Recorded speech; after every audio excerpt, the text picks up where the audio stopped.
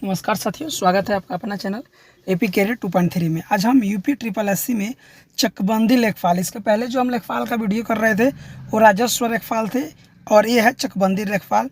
इसका जो पेपर हुआ था आपका ये 13 सितंबर 2015 में इसका भी पेपर हुआ था और इसका हम हिंदी का इसमें देखने वाला है वीडियो, जो कि प्रीवियस ईयर में आया था। हिंदी के बाद से आपको जीके का मिल जाएगा, उसके बाद मैथ का मिल जाएगा और 40 क्वेश्चन आपको उस समय कराए गए थे। और 2025 में जो पेपर आपके होने की संभावना है उसमें किस तरह के प्रश्न आएंगे इसको भी हम देख लेंगे। तो इसमें जो है आपका निर्देश दिया था कि प्रश्न 1 से लेकर 5 तक के जो अवकरण है उसको पढ़कर उससे संबंधित प्रश्नों का उत्तर देना था। ठीक, तो इसको पढ़ने में हमको ज़्यादा समय लगेगा। ऐसा है कि आप इसको पढ़ लीजिएगा कि क्या क्या दिए थे, किस टाइप से आपको समझ में आ जाएगा। हम डायरेक्ट क्वेश्चन की तरफ चल देते हैं। तो यहाँ से जो पहला प्रश्न पूछा था इससे रिलेटिव कि आज का मानव अपने व्यक्तित्व और अस्तित्व के प्रति इसके लिए शंकालु है क्योंकि वह विज्ञान की विध्वंस शक्तियों से भयभीत है। क्या? वह विज्ञान की विध्वंस शक्तियों से भयभीत है, यानी ऑप्शन नंबर सी इसका सही आंसर हो जाएगा। इसमें जो कहा गया था कि आज का मानव अपने व्यक्तित्व और अस्तित्व के लिए इसलिए शंकालु है क्योंकि वह विज्ञान के विध्वंस शक्तियों से भयभीत है। नेक्स्ट 2 नंबर प्रश्न दिया है कि हमारी विज्ञान आधारित शिक्षा की सर्वाधिक महत्वपूर्ण देन किसकी है?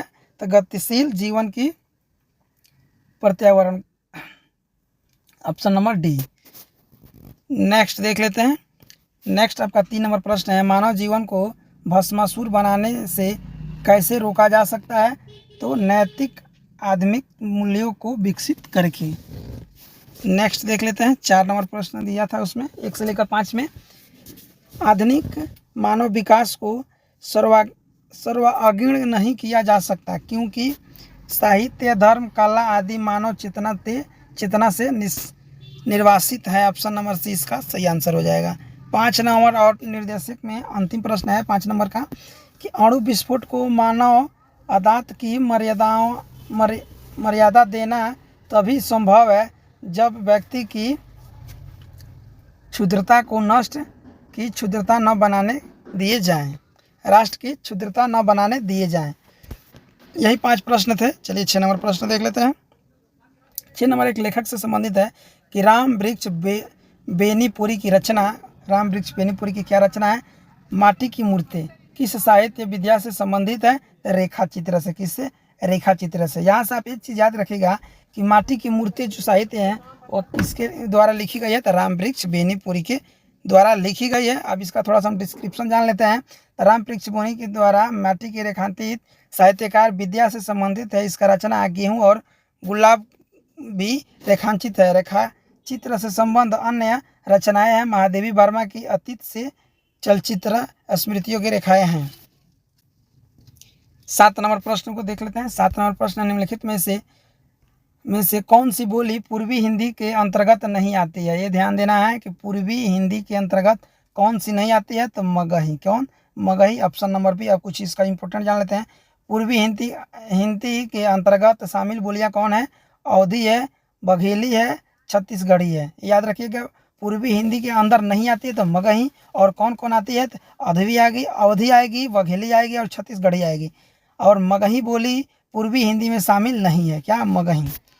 नेक्स्ट देख लेते हैं 8 नंबर प्रश्न। 8 नंबर है, भारत तेंदु हरिश्चंद्र का कौन सा नाटक बांग्ला भाषा से अनुदित है? बांग्ला भाषा से उसको लिया गया है। तो विद्या सुंदर। क्या? विद्या सुंदर। अब इसके बारे में थोड़ा सा जान लेते हैं कि भारत तेंदु हरिश्चंद्र विद्या सुंदर नाटक बांग्ला भाषा से अनुदित है।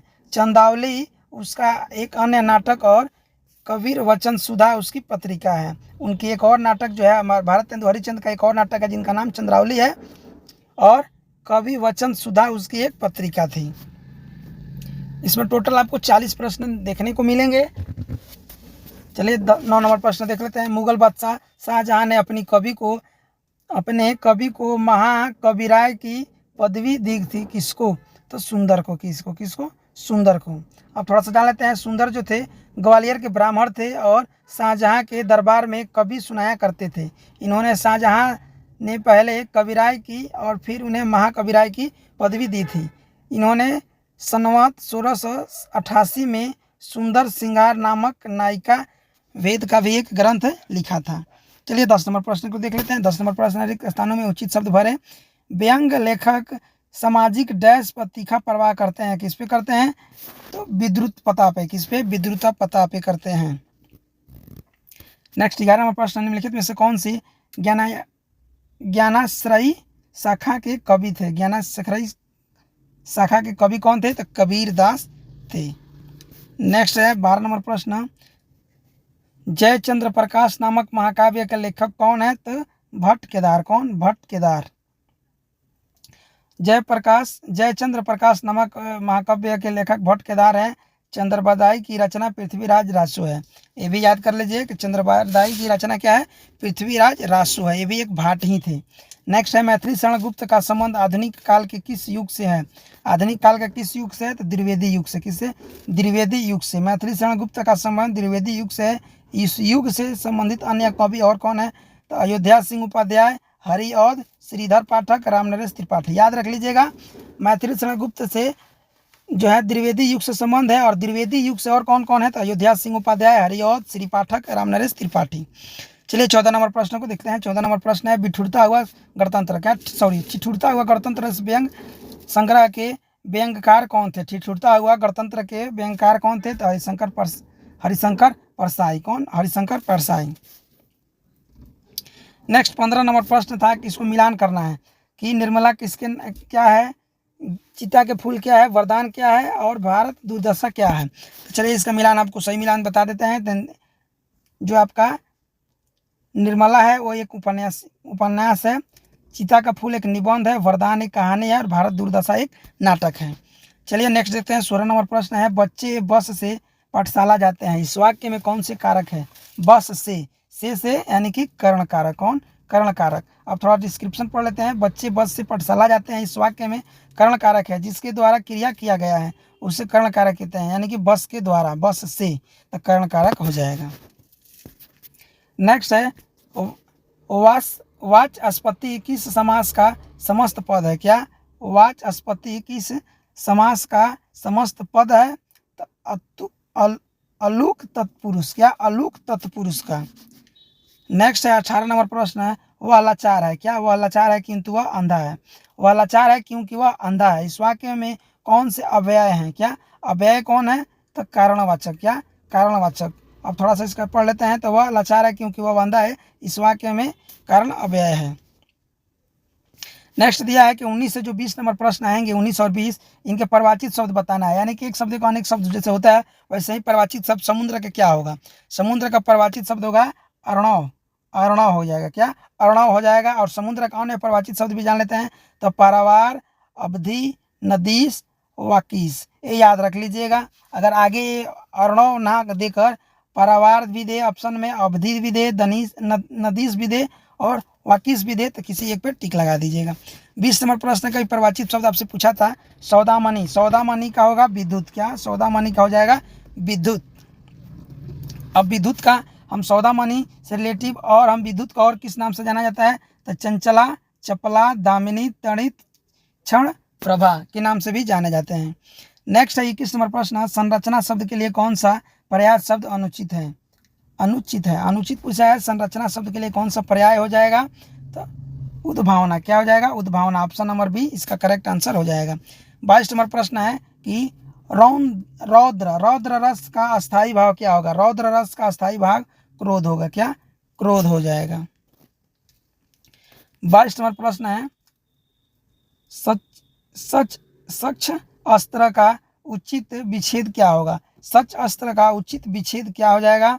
तो हो जाएगा सत अस्त्र। क्या? सत अस्त्र। Option number B. अब जान लीजिए कि त और तेलाबे से मिल के कच्छ होते हैं, त और तेलाबे से मिल के कच्छ बना लेते हैं, तो त का मतलब हो जाएगा च और छ, और अस्त्र का अस्त्र हो जाएगा।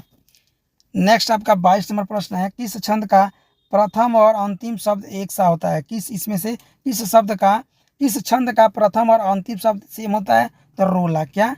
रोला। अब थोड़ा सा इसके बारे में हम जान लें कि रोला क्या है। तो रोला जो है छंद का प्रथम और अंतिम शब्द एक सा होता है। यह सम मात्रिक छंद है। क्या? रोला सम मात्रिक छंद है। प्रत्येक चरण में 24 मात्राएं होती है, अर्थात विषम चरणों में 11 मात्राएं होती हैं, और सम चरणों में 13 मात्राएं होती हैं तो टोटल आपके 24 हो जाएंगे। जैसे कि समझ लीजिए, जो जगहित पर प्राण निछावर है कर पाता, जिनका तन है किसी लोकहित में गाता। नेक्स्ट है 25 नंबर प्रश्न, कौटिल्य का विलोम शब्द क्या हो जाएगा? कौटिल्य का विलोम शब्द होगा आर्जव। क्या? आर्जव। 26 नंबर प्रश्न है, अब पढ़कर क्या होगा? क्या? अब पढ़कर क्या होगा? इस वाक्य में क्रिया बताना है तो पूर्वकालिक क्रिया है। क्या? पूर्वकालिक क्रिया है। 27 नंबर प्रश्न क्या आया था देख लेते हैं। और देखिए एक और बात इंपॉर्टेंट है कि अगर आप चैनल पर नए हैं तो चैनल को सब्सक्राइब कर लीजिएगा, क्योंकि आपको जल्द ही इसका प्रैक्टिस सेट कराने वाला है। जैसे ही आपका देखिए 2018 का बच गया और एक आपका बच जा रहा है 2022 का, तो सबका हम आपका प्रीवियस ईयर कराने के बाद आपका प्रैक्टिस सेट पर डे आपको मिलना स्टार्ट हो जाएगा सब पार्ट से। तो आप चैनल पर नए होंगे तो चैनल को सब्सक्राइब कर लीजिए। किस वर्ण का उच्चारण कंठ और तालु दोनों से होता है? कंठ और तालु दोनों से होता है तो छ। क्या? छ। छ से क्या होता है? कंठ और तालु में जीभ से स्पर्श करके बोले जाते हैं छ, और कंठ और तालु में जीभ लगा के बोला जाता है तो इसको बोला जाता है य और ये। ए और ए को कंठ तालु और जीभ में लगाकर बोला जाता है। तो इस टाइप से आपके प्रश्न है। इसके पहले जो राजस्व लेखपाल थे उसमें भी प्रश्न आया था किस टाइप का, और देखिए चकबंदी से रिलेटिव किस टाइप का प्रश्न आ रहा है ये भी आप देख लीजिए। नेक्स्ट है शुद्ध वाक्य का चयन कीजिए। इसमें से कौन सा शुद्ध वाक्य है? तो माता पिता की शुश्रूषा करनी चाहिए। क्या? शुश्रूषा करनी चाहिए। ऑप्शन नंबर सी जो है इसमें सही है। नेक्स्ट है 29 नंबर, जुगुप्सा। क्या? जुगुप्सा किस रस का स्थायी भाव है? जुगुप्सा किस रस का स्थायी भाव है? तो विभस्त। कौन? विभस्त शब्द का स्थायी भाव है। नेक्स्ट है इसका संधि करना है कि निकलंक। क्या? निकलंक का सही क्या होगा? तो निष्कलंक। क्या? निष्कलंक। निष्कलंक इसका सही आंसर हो जाएगा। नेक्स्ट है पीढ़ी दर पीढ़ी चला आने वाला, इसके लिए सुमेचित वाक्य क्या हो जाएगा? इसके लिए सही हो जाएगा, यानी कि जो पीढ़ी दर पीढ़ी चल रहा है उसको हम क्या बोलेंगे? तो क्रमागत बोलेंगे। क्या? क्रमागत, यानी कि एक पीढ़ी से दूसरी पीढ़ी में आ जा रहे हैं। 32 नंबर प्रश्न है, पवन का शब्दी क्या होगा? पवन का संधि विच्छेद इसमें से क्या होगा? तो डी होगा पोवन। क्या? पोवन। अब इसमें समझ लीजिए कि ओ और अ मिल के अव होते हैं। क्या? ओ और अ मिल के अ होते हैं और यन, तो पो अ और यन मिल कर ओ और तो पवन हो जाएगा। 32 नंबर प्रश्न है, निम्नलिखित में संकर शब्द कौन सा है? संकर शब्द, इस संकर का मतलब अलग होता है और तेलाबेसा वाला संकर का मतलब शंकर जी होगा। इस संकर का मतलब होता है संक्रमण, यानी कि दोगला किस्म का। चुगलखोर, चुगलखोर संकर शब्द है। किन्हीं दो भाषाओं के शब्दों को मिलाकर नए शब्द की रचना हुई है जिन्हें संकर कहा जाता है। तो चुगल और खोर। क्या? चुगल और खोर। Option number D. जैसे संकर का मतलब होता है एक खच्चर जात का होता है, जैसे एक घोड़े और गधा के बीच का जो होता है उस खच्चर होता है वो भी संकर होता है। अवनी का विलोम शब्द क्या होगा? अवनी का विलोम शब्द होगा अंबर। नेक्स्ट चलते हैं 35 नंबर प्रश्न, निम्नलिखित में से कौन सा व्यंजन संघर्षी है? कौन सा व्यंजन इसमें संघर्षी है? तो हाँ। क्या? हाँ। संघर्षी का मतलब उसमें व्यंजन जिसको बोलने से उष्मा आता है। क्या? उष्मा आता है। जैसे स ह, इसमें उष्मा आ रहे हैं। 36 नंबर प्रश्न है कि शुद्ध वाक्य को चुनना है। शुद्ध वाक्य से आपसे 2 प्रश्न पूछ दिए हैं। शुद्ध वाक्य इसमें हो जाएगा समाज में वर्तमान दशा चिंताजनक है। समाज में वर्तमान दशा चिंताजनक है। नेक्स्ट है शुद्ध वाक्य का चयन कीजिए। तीसरा नंबर प्रश्न आ गया शुद्ध वाक्य का चयन करने वाला। इसमें हो जाएगा मध्यकालीन युग में कलाओं की बहुत उन्नति हुई।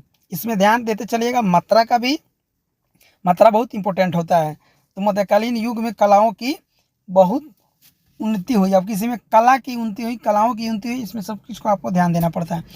तो यही प्रश्न थे। और वीडियो कैसा लगा कमेंट करके जरूर बताइएगा, और किस टाइप का आपको वीडियो प्रोवाइड कराना है हमको कमेंट जरूर कीजिएगा। Thank you for watching.